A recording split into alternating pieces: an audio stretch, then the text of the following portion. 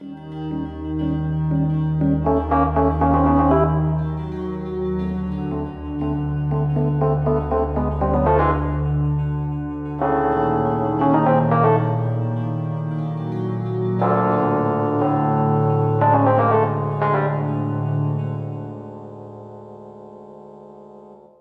something deeply unsettling about a mystery caught on camera.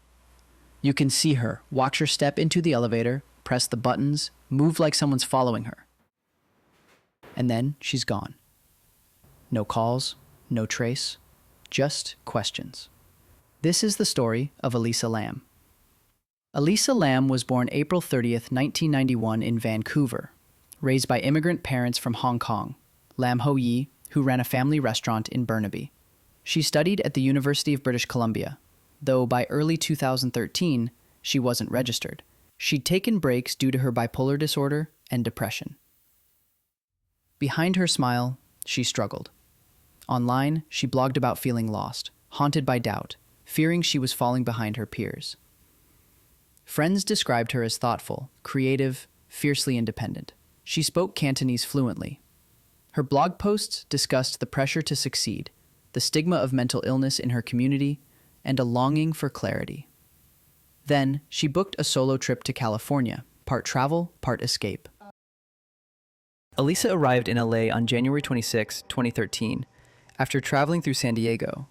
On January 28th, she checked into the Cecil Hotel, also known as Stay on Main, a budget property in downtown LA with a notorious history. Originally assigned a shared female dorm room, she was moved to a private room after only 2 days. Roommates reported strange behavior. Even staff said she seemed off, leaving notes on others' beds saying, "Go away, get out." Eventually, they isolated her. Investigators later suspected her bipolar symptoms might have resurfaced, due to stress or mismedication. On January 31st, she explored a nearby bookstore, the Last Bookstore. A manager recalled she seemed lively, buying books and gifts for her family. She asked if the books might be too heavy for her trip. That was the last confirmed sighting. That same evening, an alarmed security guard escorted her off the property for wandering into employee-only areas. She then entered an elevator and disappeared.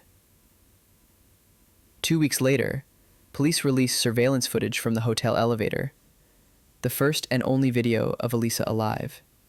In the clip, she steps in, presses every button, peers around the door, backs into a corner, waves her arms, then steps out. The doors remain open. She hesitates, almost hides, and then the elevator resumes normal operation. This 4-minute video exploded online. Viewers replayed it, analyzing frame by frame. Many thought she was signaling someone or fighting an invisible presence. Some theorized she played a supernatural elevator game. It was eerie, hypnotic, and it fueled every conspiracy, from paranormal forces to nefarious hotel employees. Meanwhile, her family was still waiting. After February 1st, Elisa stopped contacting her family, something she did daily. Her parents flew to LA, reported her missing, and police launched a search. Investigators canvassed the hotel, used tracking dogs, searched the roof, but found nothing. That changed on February 19th, 2013. A maintenance worker climbed the roof to inspect water tanks after low-pressure complaints. And what he found was chilling. Inside one of the tanks, Elisa's naked body, floating face up. Her clothes, watch, room key, all inside the tank, too. She was pale, bloated, eyes and nails discolored. There were no signs of trauma, no evidence of assault. Toxicology found only prescription traces, ibuprofen, and a tiny amount of alcohol. No recreational drugs. But the report noted she had likely undermedicated her bipolar condition. In late June, authorities ruled the cause, accidental drowning, with bipolar disorder as a significant factor.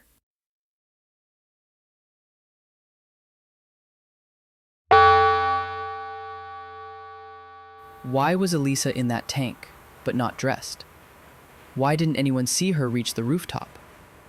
The hotel rooftop doors had alarms and stairs were secured. The only access may have been through a fire escape used by trespassers, but no alarms reportedly triggered. Even police dogs couldn't trace her scent beyond the room. So, how did she climb into that tank? Theories vary, but physical evidence suggests if another person forced her inside, injuries would have been visible, yet none were. Some investigators believe she climbed in herself. Perhaps in a psychotic episode, she saw the tank hatch as a hiding place. She might have removed her clothes to ease moving, or make it less cold, then drowned. But open water tanks are cold, deep, and very difficult to escape. Her body floating with clothes, key, watch, things left behind, feels intentional, not random. Why did she unclothe and submerge herself quietly, rather than scream? Witnesses described her acting fearful. So was she hiding, running, or hallucinating? Her Asian Canadian identity added layers. Her parents came from Hong Kong. They expected her to succeed, to stay safe. Depression or mental illness felt shameful in their culture. She spoke Cantonese, but deeply feared disappointing her family. Such internal conflict may have amplified her isolation. Today, thousands still debate murder, suicide, psychosis, or paranormal design. But the path she took remains murky.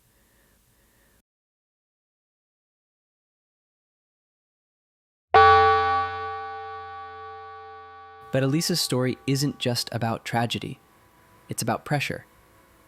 The pressure to outperform friends, to keep secrets, to appear okay, to belong. It's about being Chinese Canadian, raised in a household where achievement mattered, where mental health wasn't fully understood. Many viewers will recognize that double life, the struggle between cultures, the fear of failing in your roots, and the loneliness when people misunderstand you. Her blog posts captured that weight, the guilt, the identity fight. What if you'd been her roommate? Would you notice first? Would you ask more questions, call her family earlier? The case makes us question how well we truly know those around us, even strangers.